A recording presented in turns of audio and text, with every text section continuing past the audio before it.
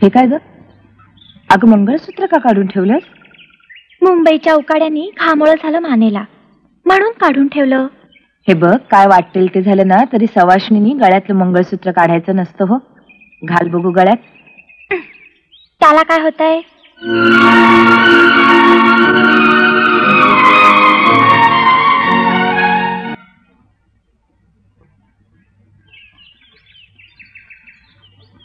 अरे प्रसाद. ओ. अरे आंघोळ करतोयस ना? ओ आलो आलो.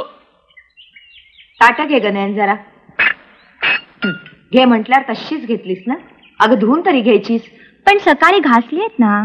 अगं ती कामाच्या बाईने घासली, तिच्या हातची तशीच घ्यायची आहेत का? बर हळू ग, बाहेर.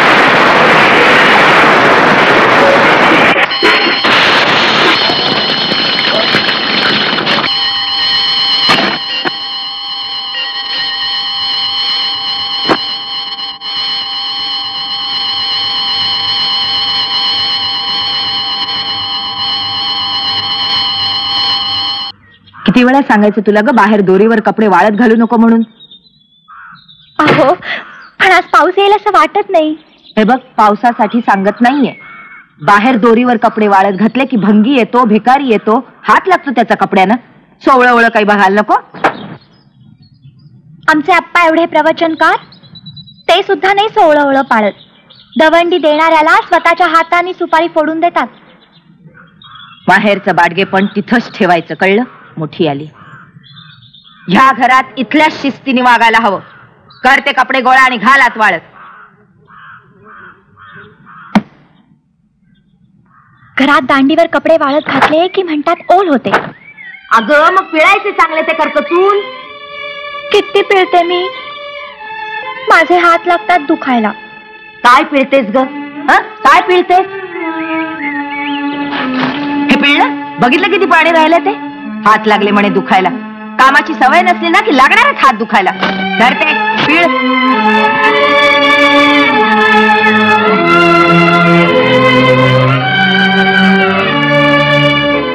धुवा ते परत आणि मग आणा आत.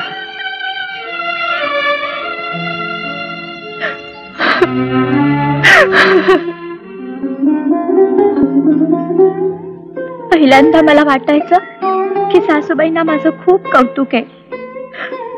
पण नव्या नवलाईचे 4 दिवस संपले आणि सासूबाईंनी त्या गोष्टीत मला दोष द्यायला सुरुवात केली. तार बघ कोणाची आहे तार?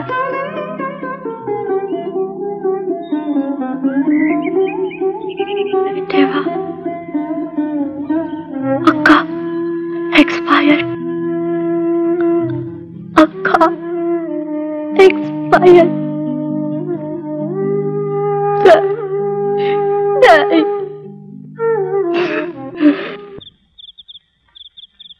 अगं किती दिवस दुःख करशील अक्काचं? बोल ना काहीतरी. हे नयन आला वाटत. अरे प्रसाद. काय ग आई? उठ ग. तुम्ही आले बरं का? अगं झोपू दे तिला, उद्या भेटतो.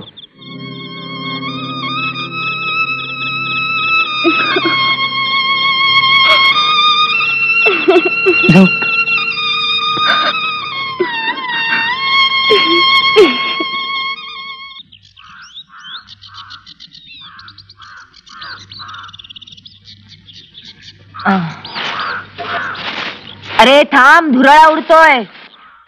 असं प्रत्येक बायसाठी थांबायला लागलो तर गोरक्षण झाडाला संध्याकाळ होईल. साडा मग. अगं लवकर उठायची मला पहिल्यापासूनच सवय आहे. माझा चहा, आंघोळ, पूजा, रांगोळी झाली की मी चहा टाकते आणि मग तिला हाक मारते. कमाल आहे, हिला तरी एवढा वेळ झोपून राहिला कसं फावतं कोण जाणे. उन्हा पडले तरी झोपलीये. आई मला वाटलं होतं नवी सून आली आता तुझे कष्ट संपले असतील, पण नाही. ते पाहायलाच मला माहेर यावं लागलं.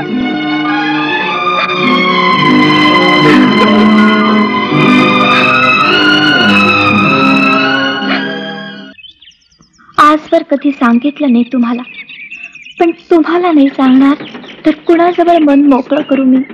मला दिसत का नाही? अहो एकसारखं काम काम आणि काम. झाडा पुसा, चिंच लावा, डबे घासा. कुठे चुकतं ह्यावरच डोळा ठेवून असतात जेलर सारख्या. सकाळी उठून आले की सरळ म्हणतात रात्री 3 पर्यंत पलंगाची कुचकुच चालू होती म्हणून. मला अगदी मेल्याहून मेल्यासारखं होतं.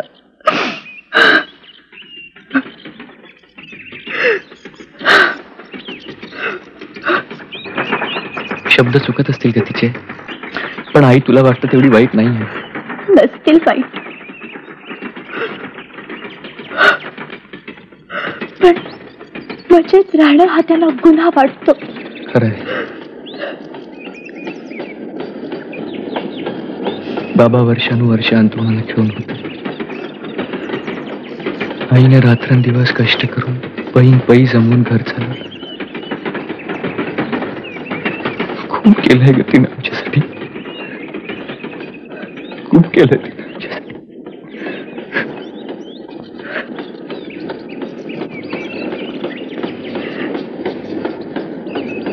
सॉरी, मी सगळं सहन करीन तुमच्यासाठी.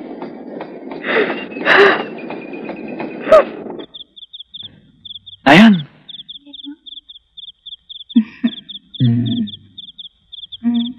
आलास का रे?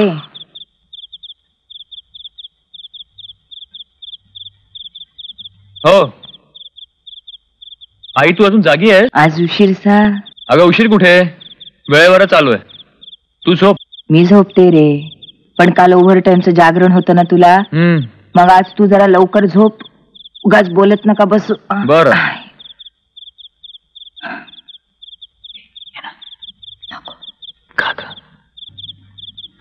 पलंगाचा आवाज आहे. सासूबाई जागे आहेत.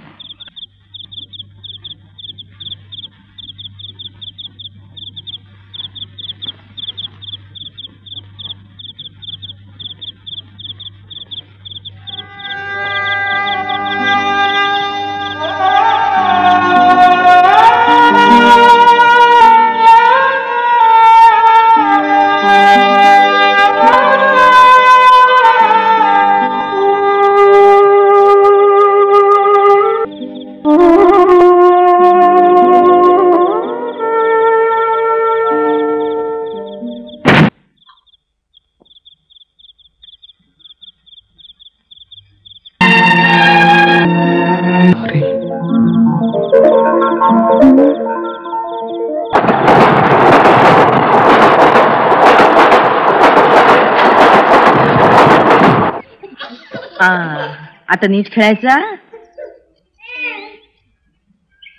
जाशील ना ग तू आज बरब्यांच्या मुलाला पोचवायला? जाईन. तोंड देखला नकोय, मनापासून सांग, नाही तर आत्ता हो म्हणशील आणि आयत्या वेळेला काहीतरी खुसपट काढून जायचं टाळशील. पण सासूबाई, दुपारी मुलं सांभाळायला आणायची आता काही गरज आहे का? दुपारची झोप घालवायची, संध्याकाळी तंगडतोड करत त्या मुलांना पोचवायला जायचं. आणि हे सगळं कशासाठी? तर 75 रुपयांसाठी. तुला नाहीच कळायची बाई किंमत 75 रुपयांची. स्वतःला घाम गळायला लागत नाहीये ना? नोकरी करत असतीस ना म्हणजे कळलं असतं.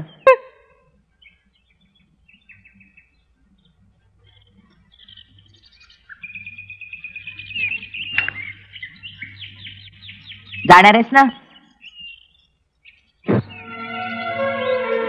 एकदा सांगितलं ना जाईन म्हणून.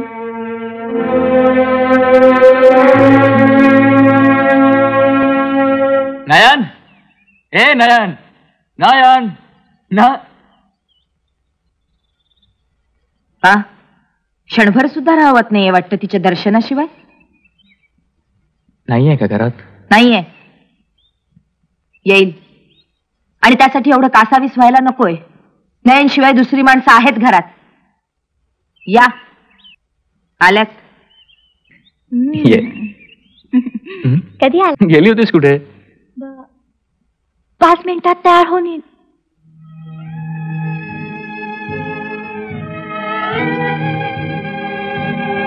विचारलेल्या प्रश्नाचं उत्तर टाळू नकोस.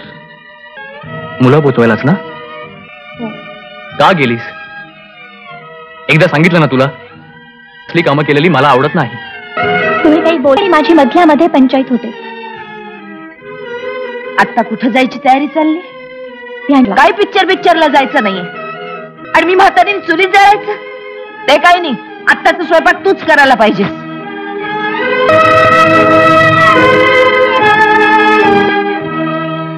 तुरीच्या डाळीचा डबा कुठे आहे? आता पाहुण्यासारखी विचार, हे कुठं आहे आणि ते कुठं आहे. अहो पण परवा तुम्हीच बदललात ना डबा. बदलला ना, मग काढ तू शोधून. साधं घरात कुठे काय आहे ते तुला ठाऊक नाही. असेल कसं घरात लक्ष? बाहेर मजा मारायला सांगा. पिक्चर बघताय. त्याला जाणं, साड्या आणणं जरा कमी करा आणि घरात थोडे अधिक पैसे द्या. माणूस कसं काय वाढलं? नयन आली, पण सुमी नाही का कमी झाली? का सुमी तुझी मुलगी म्हणून धरायची नाही आणि नयन माझी बायको म्हणून? पण डोक्यावर कर्ज आहे ना, म्हणून सांगतेय. कर्ज फेडतोच आहे ना ओव्हर टाइम करून. तर 4,500 रुपये फेडले. तुला कशाचं कौतुकच नाही. तुला वाटतं मुलगा स्वतःसाठी करतो, स्वतःच्या बायकोसाठी करतो, पण तो आणि त्याची बायको म्हणजे घराचे कोणीच नाहीत का? तुझे कोणीच नाहीत का? खरं सांगू आई, तुला आता आम्ही परकेच वाटायला लागलो आहोत. हो,